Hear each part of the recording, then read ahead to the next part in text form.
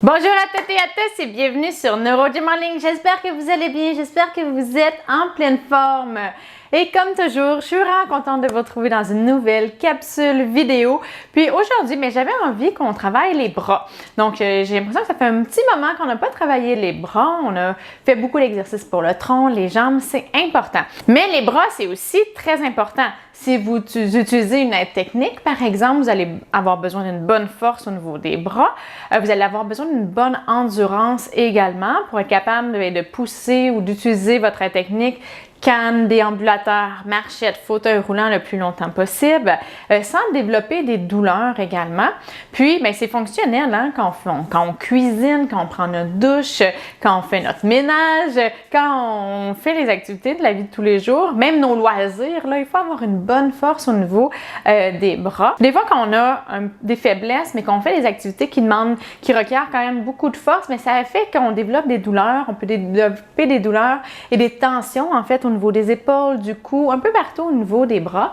Donc, on va travailler ça, on va faire du renforcement pour être plus fort en général. Et pour ce faire, on va travailler en chaîne ouverte, donc dans les airs. Donc, j'ai pris, moi, des bouteilles d'eau pour faire du poids. Sachez que vous pouvez ne pas prendre de poids. Ça va être quand même exigeant, on va faire les exercices à répétition, donc ça peut être très exigeant même sans poids.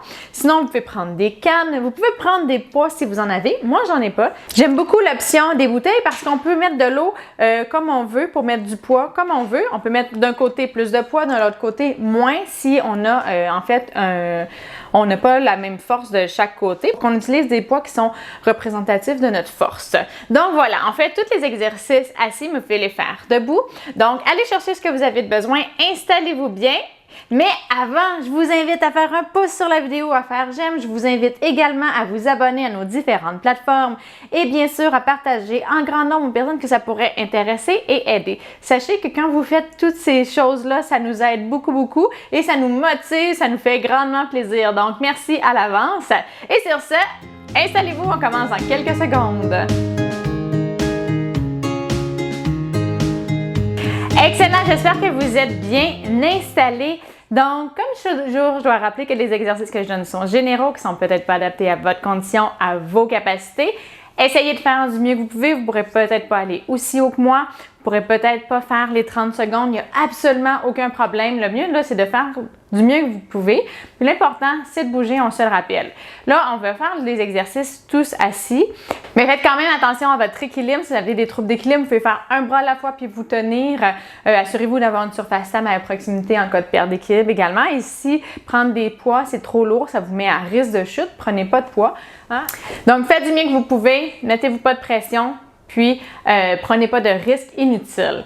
Donc, ce qu'on va faire maintenant, c'est qu'on va prendre les poids, on va faire de la flexion des coudes comme ça et on va les porter d'en haut et on va faire ça à répétition comme ça. Donc, on va faire flexion de coude et élévation comme ça. On fait des 30 secondes. Je vous rappelle, vous pouvez prendre des poids. J'ai pris des bouteilles d'eau et on y va. C'est parti. Donc, on plie le coude et on élève, on va porter au plafond. On ramène, on plie le coude. On fait ça comme ça. On se tient bien droit. Là, je ne sais pas si vous voyez, mais je n'ai pas le dos à côté. Donc, pour travailler le tronc également, ça va nous emmener vers l'avant, vers l'arrière. Donc, on veut que notre tronc, nos muscles du tronc soient bien engagés. Ça va faire un effort qui est un petit peu plus grand. Si c'est très difficile, on travaille les bras.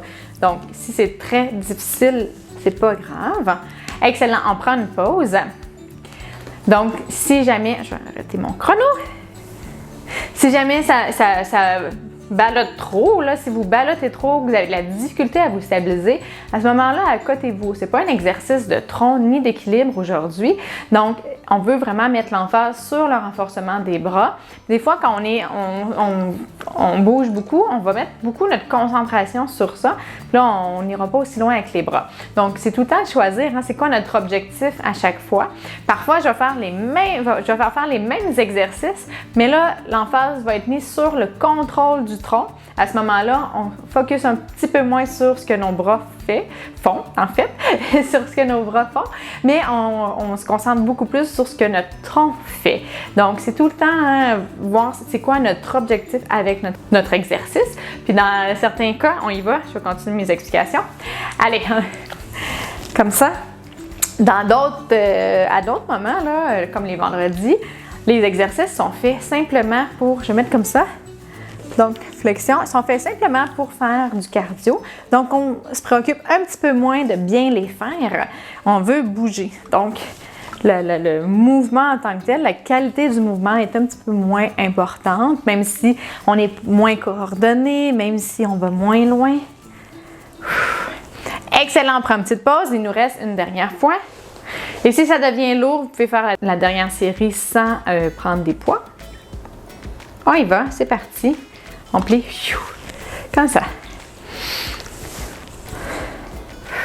Donc, on travaille les biceps, on travaille les deltoïdes antérieurs, les triceps aussi quand on fait l'élévation comme ça, puis qu'on allonge les coudes.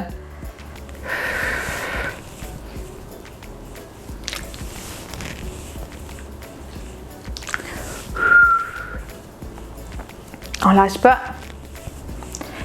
Excellent, super. Maintenant, on se replace. On va faire de l'abduction et on ramène devant. On ouvre, on ramène derrière, comme ça. Allez, on y va pour 30 secondes. C'est parti. Abduction en 90, on amène adduction. On descend comme ça et hop, hop.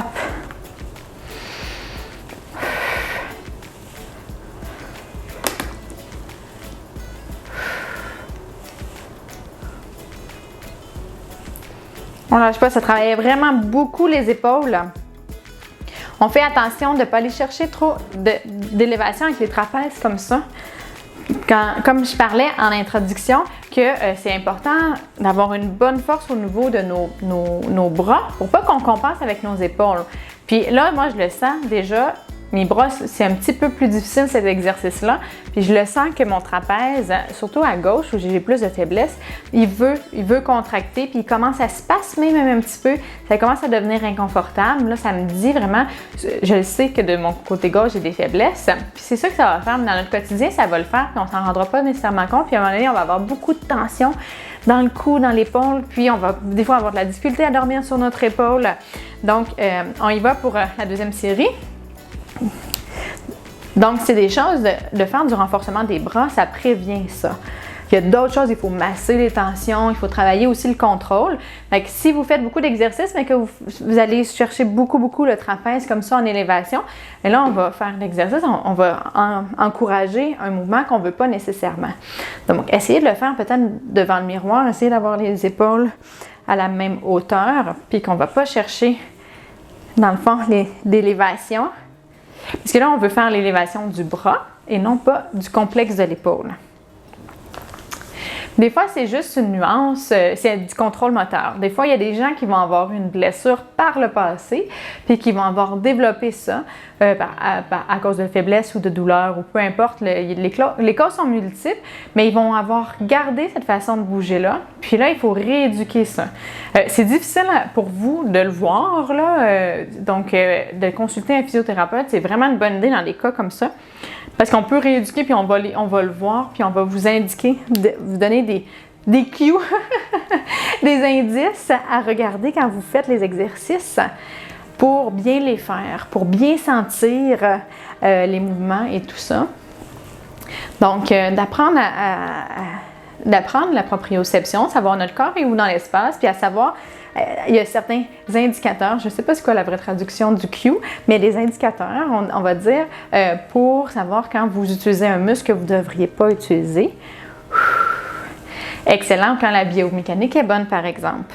Ça, c'est des choses qui s'apprennent, puis c'est des choses qui facilitent beaucoup le quotidien. Je vous conseille vraiment, là, si vous avez des douleurs récurrentes au niveau des épaules ou des tensions récurrentes au niveau des épaules, là, je vous conseille fortement de consulter un physiothérapeute. Vous allez voir avec des petites choses que vous allez mettre en place, puis une banque d'exercices que vous pouvez garder, puis que quand les douleurs et les tensions réapparaissent, de les mettre en place tout de suite pour pas que ça devienne des problèmes plus graves. Ça vaut vraiment la peine. Vous allez voir, ça va changer beaucoup de choses.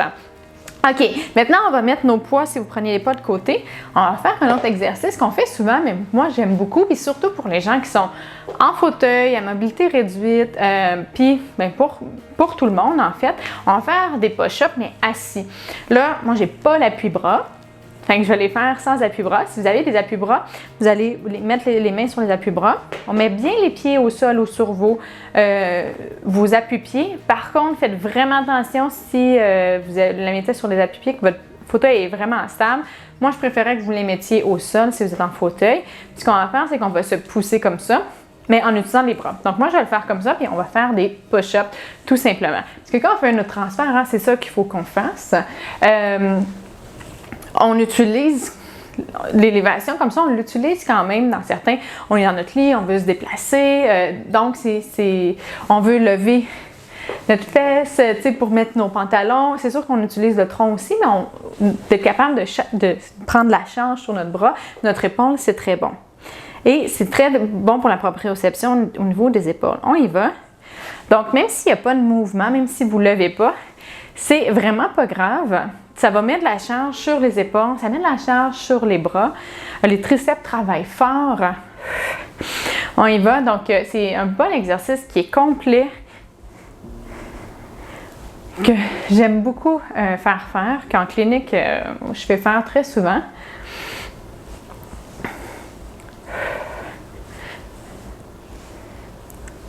On lâche pas, on essaie de lever. Excellent, super. Je ne sais pas si vous avez vu aussi, dans le fond, pour dégager puis être capable de me soulever, je déplaçais mon poids vers l'avant un petit peu. Donc, on travaille aussi la proprioception, l'équilibre, puis là, on lève les fesses comme ça. C'est d'autres fonctions qui sont très importantes. On y va, deuxième série, on y va et hop, on lève. Super. Hop, on lève. Hop. Et hop. Là, moi, j'utilise plus les grands dorsaux. Si vous êtes sur les appuis-bras, ce que ça va faire, c'est que vous allez utiliser les triceps et ensuite, si vous êtes capable, vous allez chercher les grands dorsaux. Les deux façons sont bonnes. Ils ne travaillent pas nécessairement les mêmes muscles. Donc, faites alterner, en fait. Vous pouvez même les mettre sur la chaise comme ça.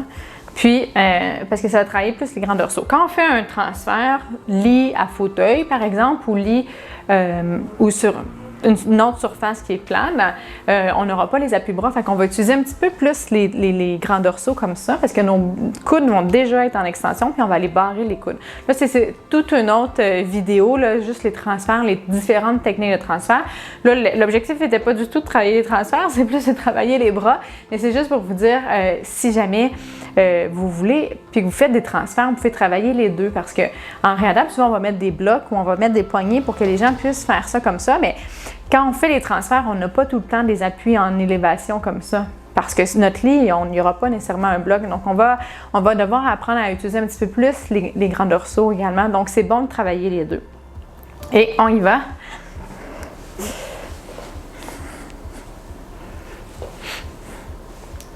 Puis, si vous avez des appuis-bras, bien, essayez vraiment, une fois que vos coudes sont en extension, essayez de lever les fesses encore un petit peu plus pour aller chercher cette composante-là de grand dorsal.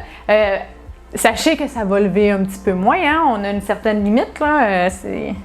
C'est juste la dépression des omoplates qui fait faire qu'on lève comme ça. Donc, il n'y a pas un grand mouvement, là. Vous ne lèverez pas de ça, là. De toute façon, c'est absolument pas l'objectif de lever de ça, là. Mais des fois, je sais que j'ai des commentaires que j'ai déjà eus, puis que ça ne levait pas beaucoup, mais ça ne lève pas beaucoup. Moi, même si là, je suis en extension, je vais mettre comme ça, j'espère que vous allez voir. Si, mettons, j'utilise juste les grands dorsaux, je suis capable de lever de ça. Je ne sais même pas si vous allez le voir au niveau, ça fait que ça lève peut-être de ça, que je peux avoir un petit peu de dépression. Puis, dépendamment si je bouge mon tronc ou pas, je peux aller chercher un petit peu plus. Mais la dépression de l'épaule, là, c'est pas autant que si on partait de très haut puis que là, on faisait ça comme ça. Par exemple, qu'on dépliait les coudes, là, on aurait une plus grande amplitude. Juste la dépression de l'épaule avec les grands dorsaux, il n'y a pas beaucoup d'amplitude. Donc, si vous n'avez pas levé très haut, c'est normal. OK. Maintenant, ce qu'on va faire, on ne va pas prendre de poids. Ce qu'on va faire, c'est qu'on va faire des rotations externes comme ça, mais on va le faire en battement un petit peu, puis on va aller chercher plus haut. Fait que là, ce que je voudrais, c'est un petit peu compliqué, vous allez voir, mais c'est pas très, très grave. Si c'est compliqué, Gardez les coudes collés le long de votre corps, puis on va aller ouvrir comme ça. Mais ce qu'on va essayer, c'est de lever les coudes, mais on va tout le temps faire une rotation externe. On veut que ça tourne dans notre épaule. Pas que ça aille comme ça, mais que ça tourne comme ça. Puis là, on va lever, puis on ramène. Puis là, on colle les omoplates derrière. C'est un peu spécial. On va le faire avec une bande élastique, puis on va aller pousser la bande élastique. Mais là, on n'en a pas. Fait qu'on va essayer, faites comme si vous aviez une bande élastique autour de vous, puis là, vous voulez vraiment aller ouvrir comme ça. OK? On y va. C'est pas très, très grave si c'est pas parfait. Hein? Et on y va. Fait qu'on y va comme ça en rotation externe. On va essayer, ça va bien. On colle bien les épaules derrière. Puis on veut rouler. Rouler les épaules, mais on lève en même temps. Puis on essaie de bien garder les omoplates collées. On ramène. Puis essayez de sentir le mouvement justement de rotation au niveau de l'épaule.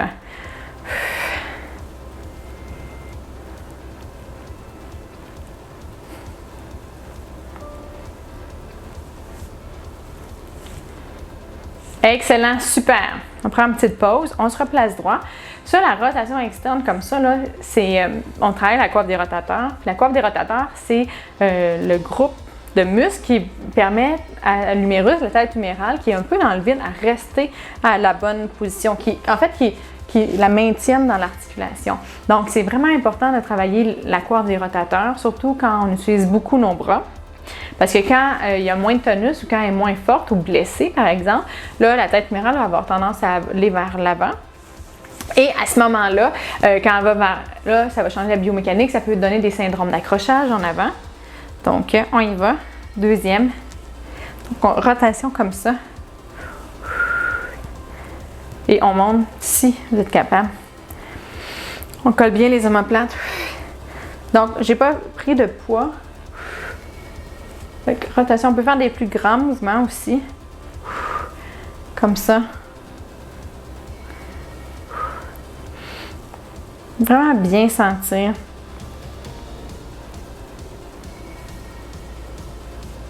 Collez bien l'omoplate. Excellent, on ramène vers le bord. On a fait quelques secondes de plus. Excellent, super. On prend une bonne respiration. On fait un dernier 30 secondes. Fait qu'on se replace bien. Vous pouvez bouger les épaules un petit peu si vous avez des tensions qui commencent à apparaître. Comme ça. Si vous avez des tensions qui commencent à apparaître, surtout ici, c'est comme je l'ai dit tantôt, c'est peut-être le trapèze travaillé un petit peu trop. On y va. Dernière série.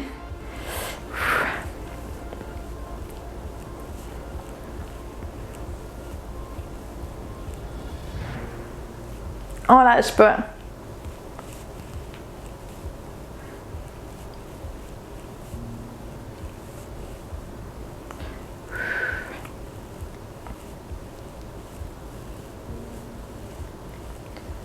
On lâche pas, on lâche pas, on lâche pas. Bonne rotation. Excellent. Super. OK, maintenant, on va faire un dernier exercice pour aller travailler plus les omoplates. Donc, c'est pas nécessairement les bras, mais c'est la zone postérieure des épaules et les omoplates. C'est vraiment important, en fait, parce que pour bien utiliser nos bras, il faut que notre épaule soit stable. Puis qu'est-ce qui stabilise notre épaule, notre bras sur notre tronc? C'est vraiment l'omoplate, puis tous les muscles qui sont autour. Donc, on veut aller travailler ça. Puis souvent, dans les douleurs, dans les déficiences au niveau du bras, qui ne sont pas liées à une condition neurologique, par exemple, c'est souvent ce qui va créer, c'est que l'omoplate va avoir un manque de contrôle, elle va décoller, elle va aller trop rapidement avec le bras. Il y a plein de petites choses de biomécanique qui ne seront pas optimales. Donc, ça va créer des douleurs, ça va changer la biomécanique, ça va créer des douleurs. Ce qu'on va faire, c'est qu'on va travailler le dentelé antérieur. On va se mettre les bras comme ça et on va faire coller les omoplates derrière et aller devant. Coller les omoplates derrière et devant comme ça. Voilà. On y va. 30 secondes. Donc, devant, on garde les coudes allongés et on colle les omoplates. On emmène les épaules devant comme si on voulait aller vraiment s'agrandir vers l'arrière et vers l'avant et on colle derrière. Vers l'avant comme ça et là, on colle derrière. Vers l'avant, on colle derrière. On lâche pas.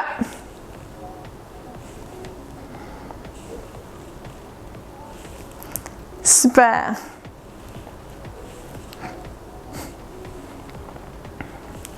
Excellent, super. En plus, on travaille l'endurance en élévation en gardant nos bras comme ça pendant 30 secondes. Ça peut être assez exigeant. On lâche pas, on travaille aussi notre tronc. Hein? Encore une fois, si c'est possible, si c'est trop difficile puis que là, vous ne pouvez pas vous concentrer sur vos bras, écoutez-vous. On y va deuxième en fait. On va coller devant, on l'amène derrière. Coller devant, on ramène derrière. Là, on essaye aussi, encore une fois, que les trapèzes ne travaillent pas trop.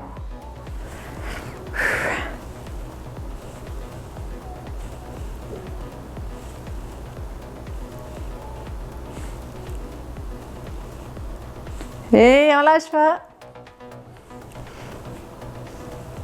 Excellent, super. Ouh. Les bras commencent à fatiguer un petit peu, mais c'est normal, c'est correct, c'est ce qu'on veut. Hein? On veut travailler fort. Je vais mettre devant. C'est comme ça qu'on s'améliore, hein? Qu'on améliore notre force, qu'on améliore notre endurance. Allez, on se remet bien droit. Et c'est parti. On allonge et on colle. On allonge et on colle. On allonge, colle.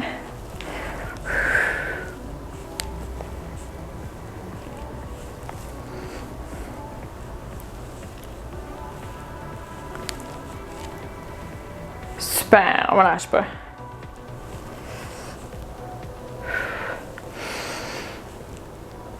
On va toucher devant, on emmène derrière, on fait attention de garder nos épaules. Nos épaules droites.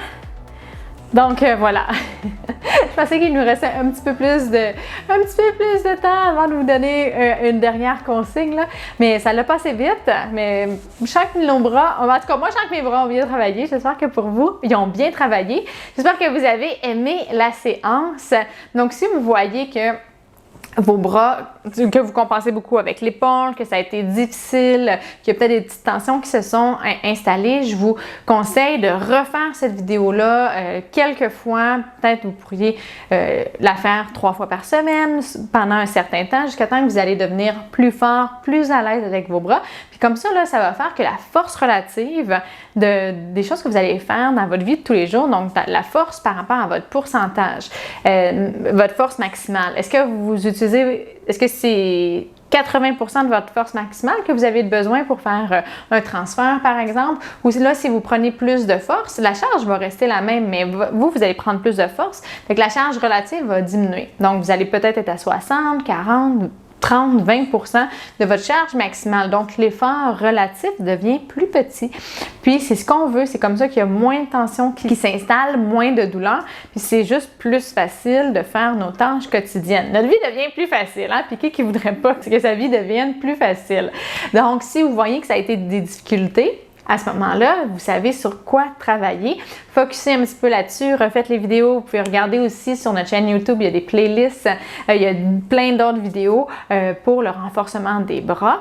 Vous pouvez faire les exercices, vous pouvez faire des vidéos, plein de vidéos pour vraiment renforcer les muscles de vos bras et de vos épaules.